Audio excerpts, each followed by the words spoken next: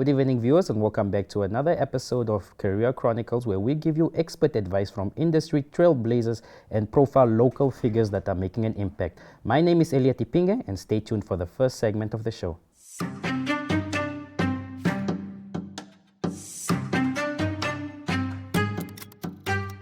Okay, welcome back, viewers. For the expert advice segment, I am joined by Mr. Fesse Amunyela, a full-time procurement specialist and part-time artist. Just here to shed some insights on what it takes to really balance the corporate work with creative expression. Mr. Amunyela, thank you so much for joining us today. Yeah, no, thank you for hosting me. I'm excited. I think it's going to be a fun interview, so thank you, man. All right. Just to start off, Mr. Amunyela, maybe you can just give our viewers a brief introduction of who you are on a personal level and on a professional capacity. Okay, yeah. So like you said, I'm a man who's balancing two different worlds. Corporate, you can see the suit, and then I am also a musician. I'm a rapper, and it's two very, how can I say, not contradictory but different worlds. Yeah. And I'm excited because I want to show people that you can do both. Yeah. You can still be successful in both worlds. Okay. And just to touch on your career as a procurement specialist, how do you balance this out in terms of really doing what you have to do that brings the bread in terms of your corporate job and still keeping your creative side intact? How do you really balance this? Yeah, I think people like to see it as two different worlds, but I think they're intertwined. For instance, when I was in school, what motivated me was always being a successful musician and also being sort of a entrepreneur.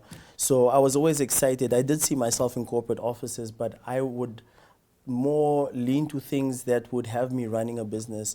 And that's how I actually fell into like procurement, is because I was studying logistics and supply chain. Yeah. And I was looking at all the aspects within a business and seeing how can I apply it to my passion. Yeah. So yeah, with the corporate, it's procurement is a part of logistics and supply chain management. Yeah. But I always keep an eye on to what I'm passionate about and ensuring that I can apply all these principles I'm learning. All right. And in terms of inspiration, where did it all really start for you? Like, where did you really start realizing that, okay, I do have this creative side that I really want to express? And in terms of also your corporate career as a procurement specialist, how did you really, where did it all start for you in both aspects? Okay, so like I was very fortunate to always be around like the creative side. Yeah. My father was a drummer for the Ntilimani band. Okay. So I was always backstage when the bigger artists that were smaller back then were coming up. But I always told myself I don't want to be just another broke rapper. Yeah. And we also know that in Namibia it's really hard to be a creative. Yeah. So a lot of creatives tend to get corporate jobs. And I always just saw it as you can use the money, the connections to build yourself up on the other creative side. Yeah. And also just staying true to yourself. I think if you're authentic, and there's a quote I love, it says, I'm trying to remember it, Yeah. but it's basically how you appear in one sphere is exactly how you'll achieve. Yeah. You know, how you do anything is how you do everything. So on the corporate side, I give my all. Yeah. And in my music, in my career, in my artistic side, I give my all. All right. And knowing that you also have this figure of a procurement specialist that you have to maintain, have you faced any stereotypes, like in an instance where people will see you like, yo, isn't that Fidi the rapper? Yeah. But why is he all suited up? So have you ever experienced any stereotypes to say people suggesting maybe that the two aren't compatible? Have you experienced such? I think the first time I really saw it was when I was employed at my current employer. One of my supervisors saw me, I was employed with dreads. Yeah. So they're like, you're really employing this guy. And I wanted to prove that competence exists in both worlds. Yeah. So for me, it was really a thing of like, okay, people are going to see you this way. And there's stereotypes about, musicians and a certain lifestyle. Yeah. But in general, it's just a passion, and my corporate career is also my passion. So I had to prove people wrong. I think that's one thing about being in both these industries, is one is very strict and people expect you to act a certain way, and you have to prove them wrong in a sense that, yes, I can be a person of high ethics, Yeah. and then you can transfer those ethics into your creative pursuits. All right. And in terms of your artistic side, how do you stay motivated, given that you do have a 8 to 5 to really be there consistently? How do you really balance them both? I mean, it's what you love. If you do what you love, you sometimes can't even breathe without doing it. And also, once you identify with something, if it becomes your identity, you need to do it. You need to express yourself. I always feel like with music, we heal the world one song at a time. Yeah. And that's a big responsibility. And it's just as big a responsibility as to my corporate world, because with my corporate career, I'm serving the Namibian nation. So in both aspects, I'd like to see it as I have to excel in both sides. I can't give up on one because life is getting tough on the other. All right. And in terms of profits, if we're talking about figures, we see lots of Namibian artists really, it's really rare for them to really leave their 8 to 5s to pursue a career as an artist. Yeah.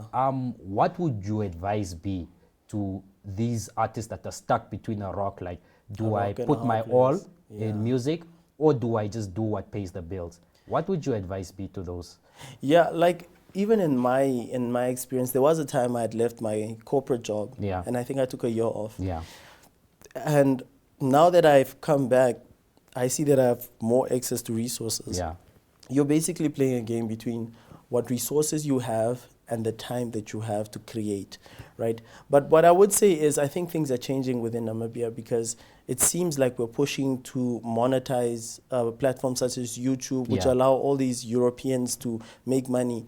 So I would say hang in there, stay consistent, and then also understand the business side of it, because a lot of creatives are losing money on things that they don't know, like copyrights and sync licensing and all of that. So you have to understand the business that you're in. And then you also have to be able to then just, for lack of a better word, thug it out until things get better, because any corporate business is like a normal creative business. You need customers, and your customers are your fans. And if you can just build enough customers, you'll be able to sustain yourself. All right. And just to touch on you as an artist, what genre do you focus on, and where can people find your music? Okay, I'm like my name, Fiddy the rapper, so I really do focus on rap, although I'm trying to push my artistic boundaries to make music and not be boxed in. But I'm pushing a lot of freestyles now on Instagram. I just want to regain the momentum, because I had stopped for a while. YouTube, I'm putting everything on YouTube, and then on TikTok as well, because you can't leave it out. So it's Fiddy the rapper, Fiddy, the rapper _official on all platforms. And I'm being much more active this year. So I want to show the Namibian nation that you really can do both, and you can be successful in both, and you can be happy in both, and then you can decide which one you prefer. Okay. And just I want your opinion on this.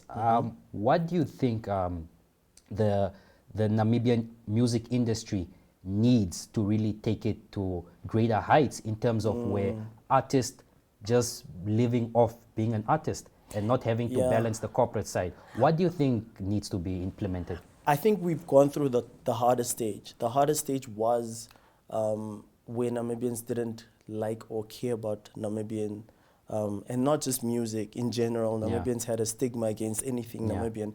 But you see now a lot of the younger artists are even matching 1 million views in this span of a week. Like I said, it needs to be a business though. So especially like there's a lot of things that artists can sell, like merchandise. People are still looking at CDs, and CDs made money, yes. But when you have high streaming numbers, you get corporates that want to invest in you. You get endorsement deals. And you also need to understand, are you looking for royalties, or are you looking for a one-off payday? So it's always best to have a certain royalty split in whatever you can achieve, but that's dependent on leverage. How much leverage do you as an artist have? And the only way to have leverage is to have customers, to have fans, to have interactions on your profiles. So focus on building your brand, no matter how long it takes. And once you have a brand, leverage those to build relationships Yeah. that can be sustainable over time. All right. That concludes our interview, Mr. Amunyela. Thank you Okay. so much for coming on the show and giving us really these valuable insights on how to balance really the corporate life and the creative life. Thank you so much. I appreciate it. Thank you for hosting me. And there you have it, ladies and gentlemen, Mr. Fesse Amunyela, a full-time procurement specialist and part-time artist, giving us insights on what it takes to juggle them both. Stay tuned for the next segment of the show.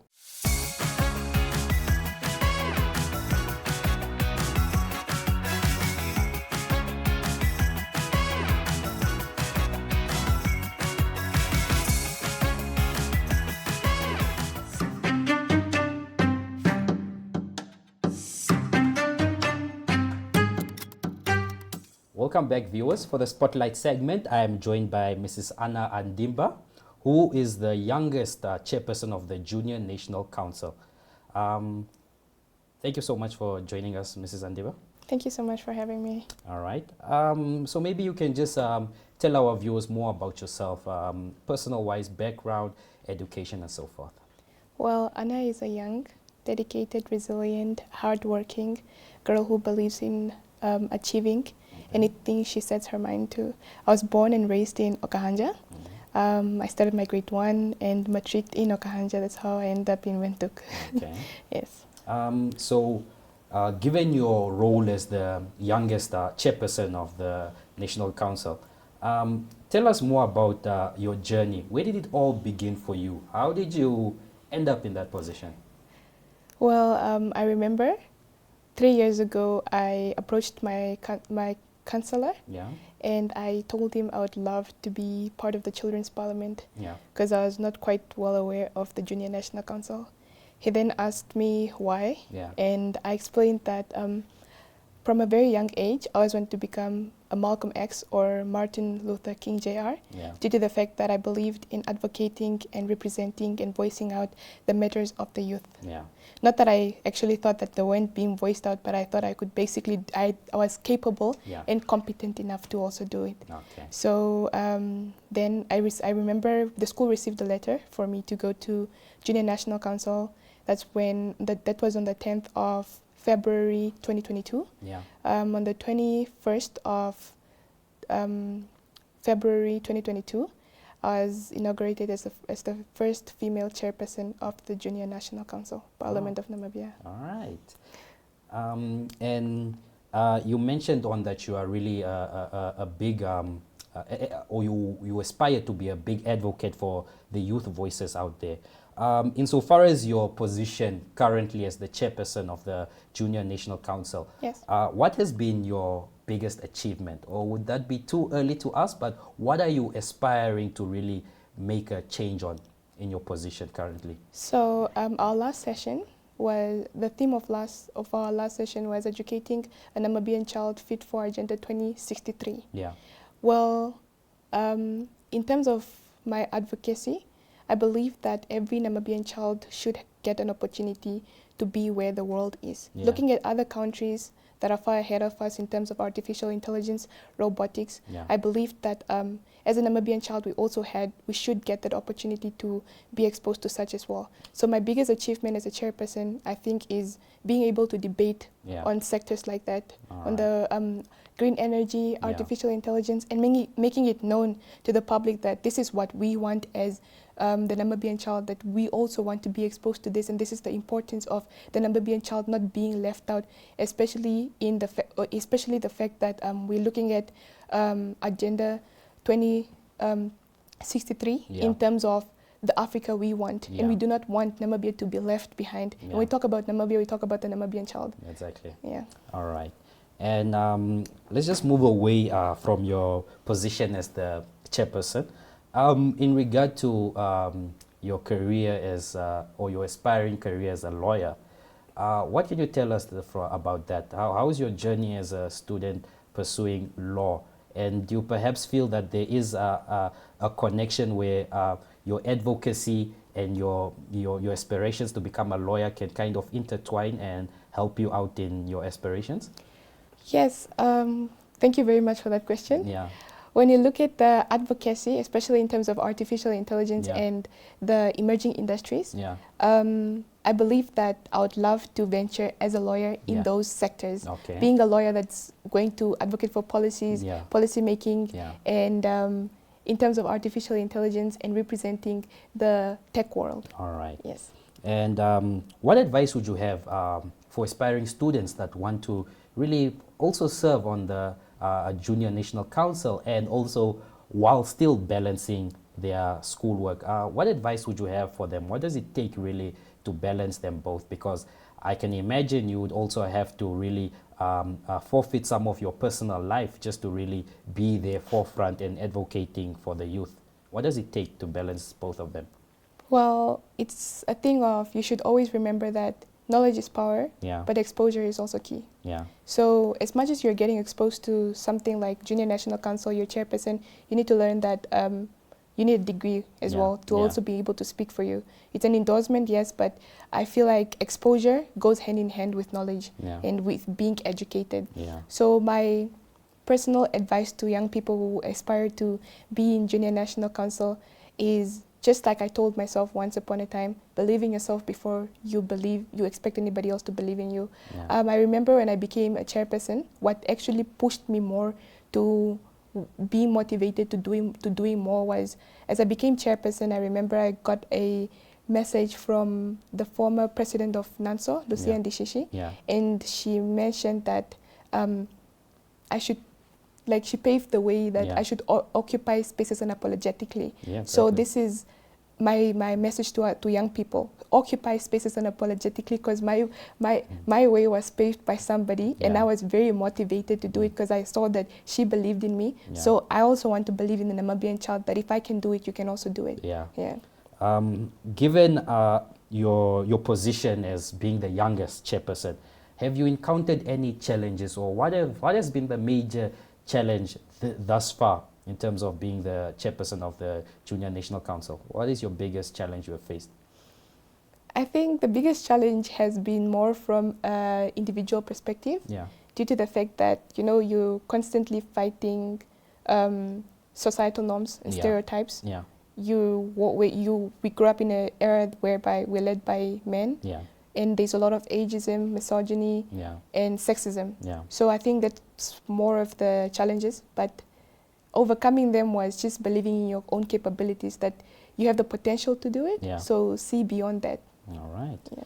And what next for Mrs. Andimba in terms of, or let's put the aspect of junior chairperson of the Junior Council aside. What next for you? What can we expect for you in terms of career-wise and personal-wise? What next for you? Well, what's next for me is breaking the digital divide when it comes to artificial intelligence. Yeah. I aspire to venture more in exposing the Namibian child to artificial intelligence and making it known that America and beyond is not the only places where we can have open AI, but we can have our own thing. All right. Yeah. Okay, thank you so much, Mrs. Andimba, today for joining us. It was really a privilege to have you here and giving us vital insights on really how to go about balancing the life of being a junior chairperson and also really balancing your full-time studies. So thank you so much. Thank you so much for having me. And there you have it, ladies and gentlemen, Mrs. Anna Andimba, the youngest chairperson of the Junior National Youth Council.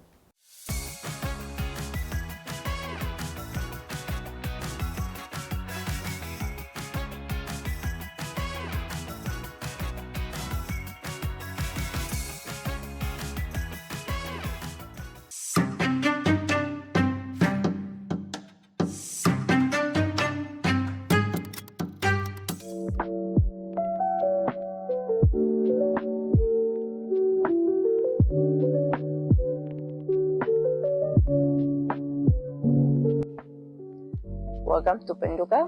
I'm Landuleni. Penduka was founded in 1992 by Dutch lady Christine and a local lady Malta. So they found Penduka to help women, to empower women.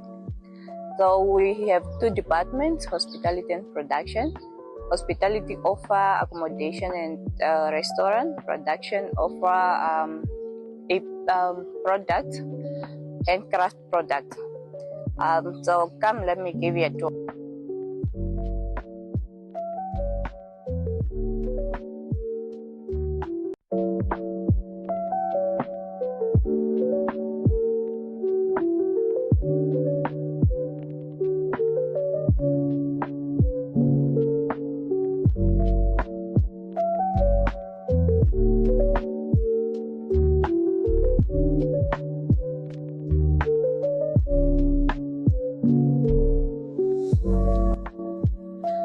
So this is our first workshop. We call it batik. What we do here is we paint fabric with fabric paint.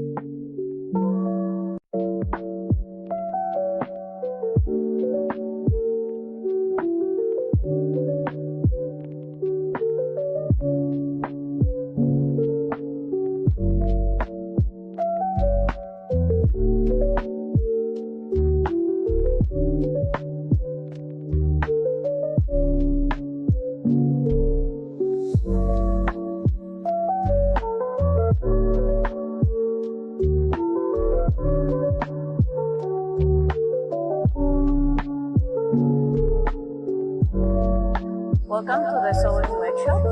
So this is where the sewing takes place. Basically, this is where they finalize the product. So these ladies, they are doing a client order.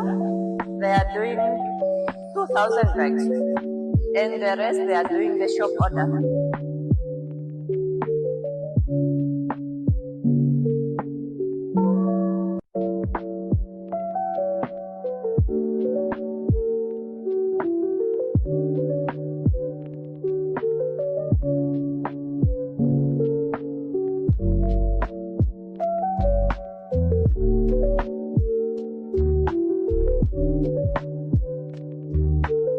Every product that we make here, we sell it here. This is our shop.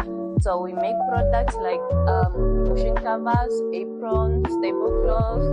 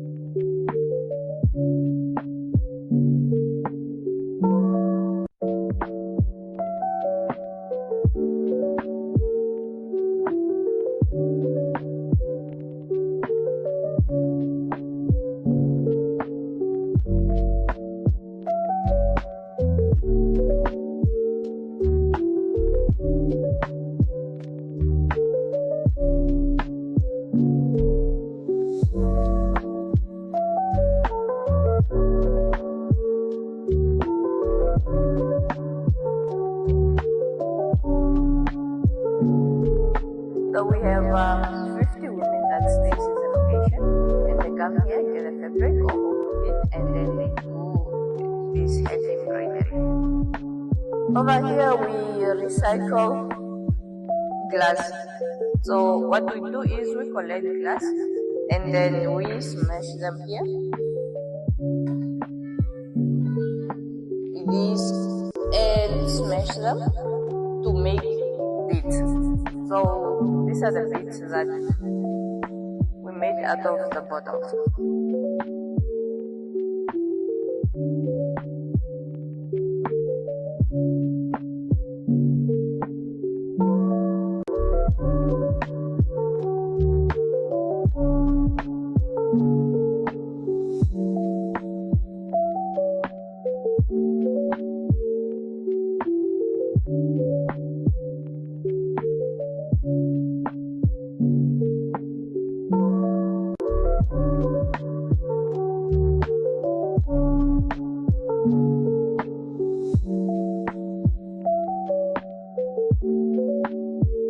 We also offer accommodation on the affordable price.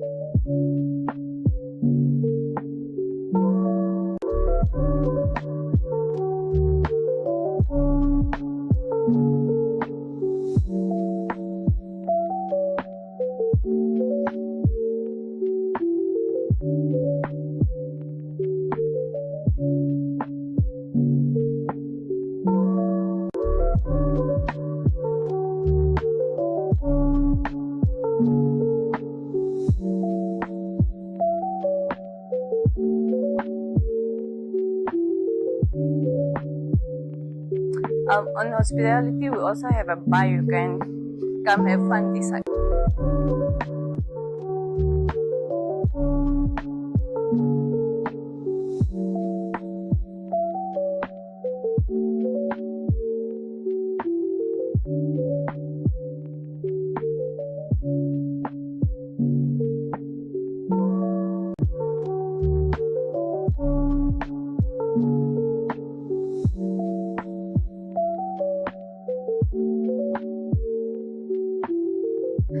Thank you very much for coming to Penduka. I hope to see you all soon.